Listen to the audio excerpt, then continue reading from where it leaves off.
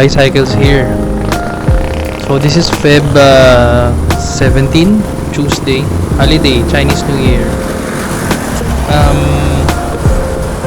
Nag-ride lang ako papuntang Boso-Boso with Andrew, yung isang kaibigan ko.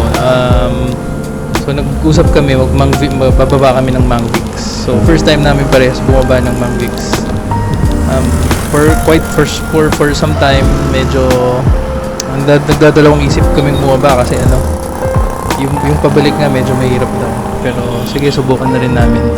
So yun si Andrew, yung nasa right, naka MTB, lakas niyan. Mabigat daw yung bike niya, 15 kg daw, pero lakas niyan sa ahon. Sabi ko nga, pag nag-gravel ito or road bike, sobrang bilis na ito. So, ang goal ko for this ride is maka 70 kilometers as part of my training sa Shimano Road Fondo 70. Gusto ko kasing ma-feel yung kung kamusta yung magiging katawan ko, kung kaya ba ng katawan ko yung 70 na tuloy-tuloy. Tapos anong klaseng hydration and fueling yung kailangan ko.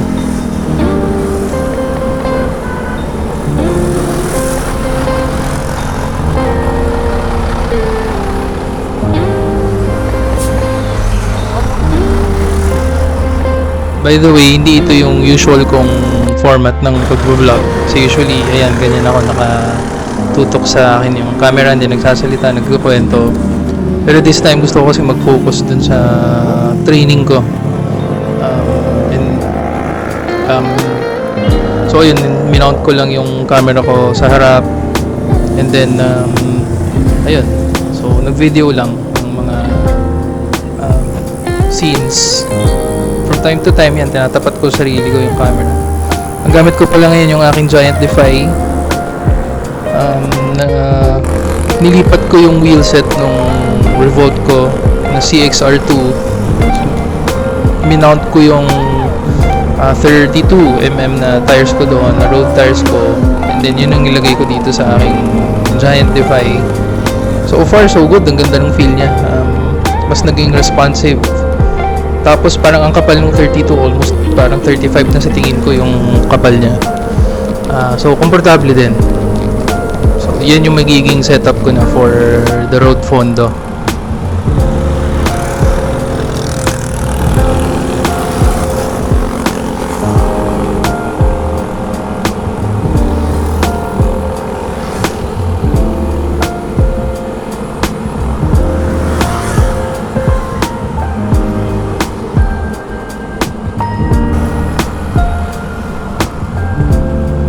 So shoutout sa mga pitikeros natin, sila Jang Jang and Parcycle. Dami kong picture sa inyo. So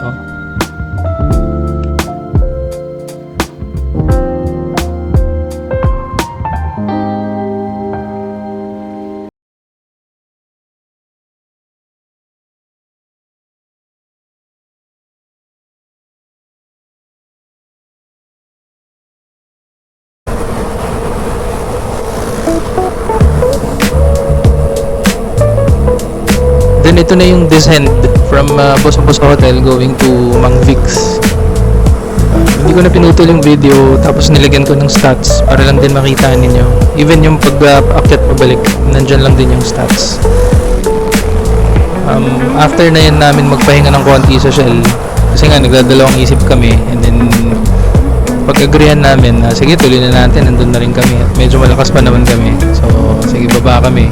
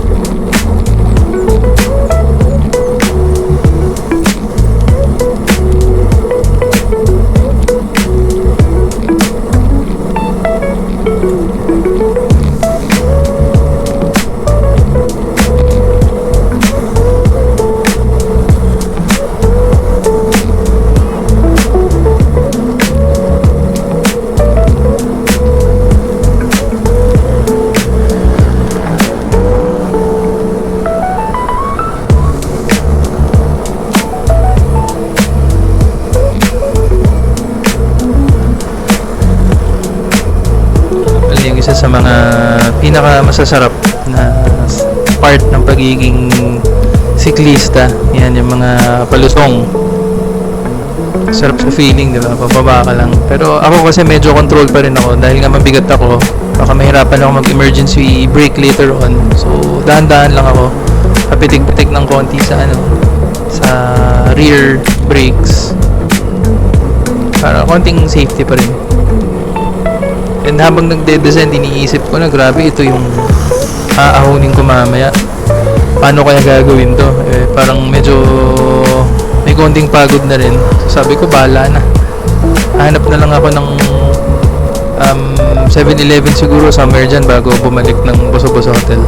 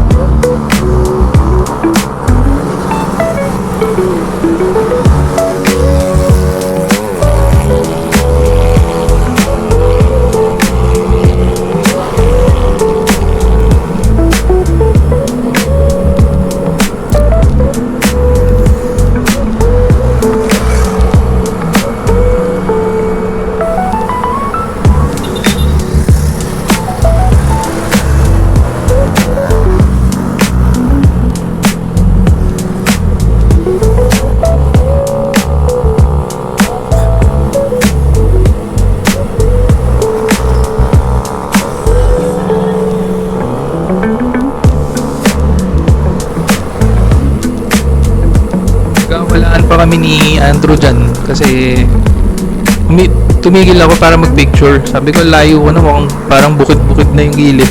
So pinicturean ko. So hinahanap ko lang siya dyan para mag-decide kung magpapahinga muna or diretso na. And then ayun, siya yung nandyan sa right.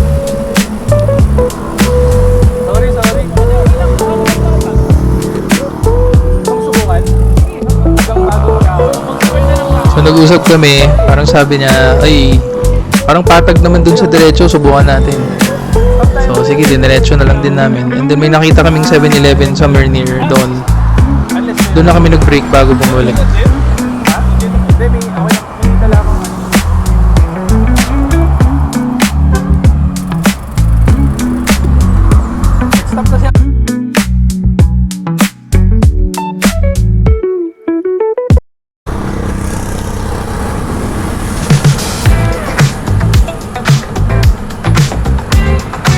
Ayan, nag-start na yung climb dyan. Yung average na gradient niya parang naglalaro ng between 7 to 12%. Parang may 15 pa nga yata at one point. Mukha siyang, well, based on my personal experience, pag titignan mo siya parang ang hirap lang. Diba? Pag nakikita mo na yung aahunin from afar, parang grabe taas, no? Tarik. Pero once you're doing it, parang manageable naman pala siya. So nakafocus lang ako dyan sa cadence ko tsaka dun sa heart rate ko. Although pumapalo na ako ng mga zone 5 na halos ng heart rate ko na at one point, pero manageable pa naman.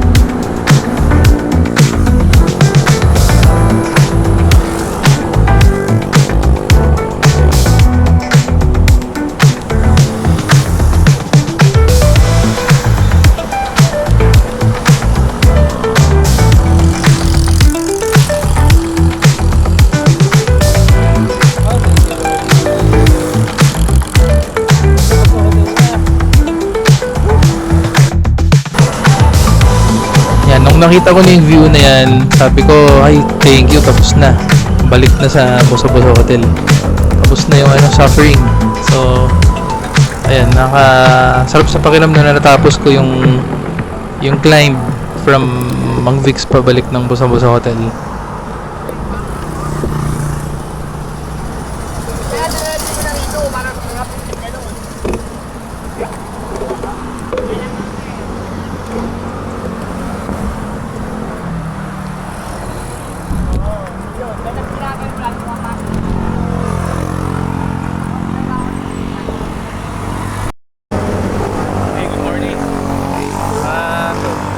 Sa Boso-Boso Hotel. Pabukaba lang kami ni Andrew sa Mang Vix. Tapos balik na. Grabe rin pala yung tao dito sa pabalik ng Boso-Boso. So uwi na after this. Baka magkahon ko bilang na.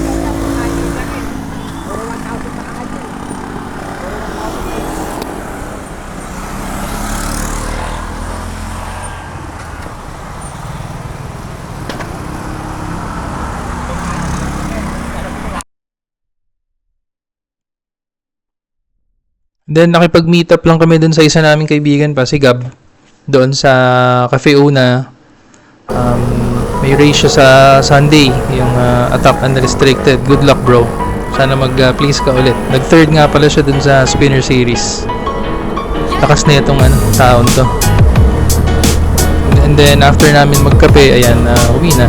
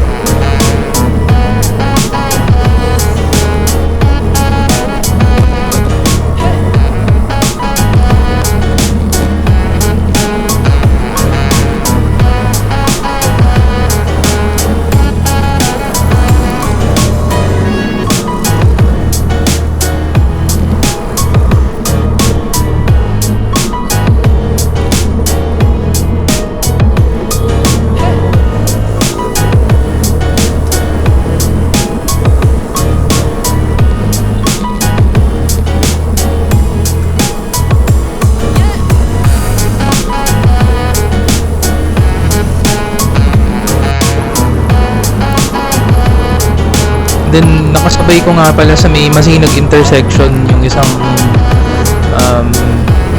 vlogger, isang YouTuber, si Kurt Chan. Check nyo yung YouTube page niya.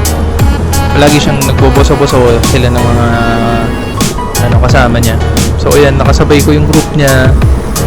Sinusubukan kong kumapit dito sa dalawang kasama ni Kurt. Sobrang lalakas. Doon sa paakyat nung Katipunan, parang in-sprint nila wala, naiiwan na ako, hindi na kinaya. So check nyo rin yung YouTube page ni Kurt Chan. Yung upload din niya nung Chinese New Year na ride nila, makikita nyo rin ako doon sa bandang dulo na binati ko siya. So ride safe, bro. Hopefully magkasabay-sabay ulit tayo sa road, at minsan sana makasabay din ako sa group nyo.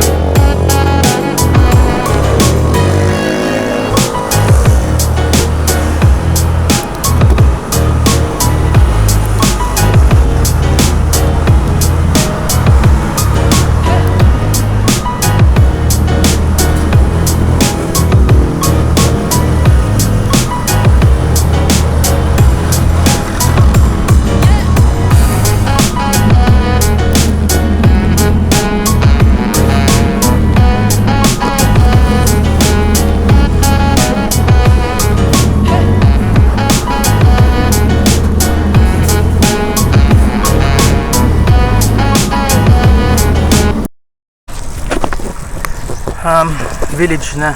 Total is 63.5. Ubusin ko na lang siguro 70 para dun sa target kong 70k for Shimano Road Fondo. So far so good. Hindi masyadong pagod. Well, kasi may pahinga.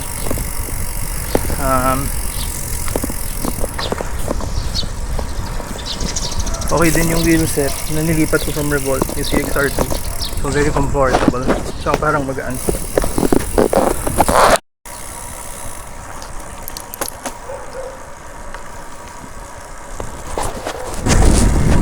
So 70 kilometers.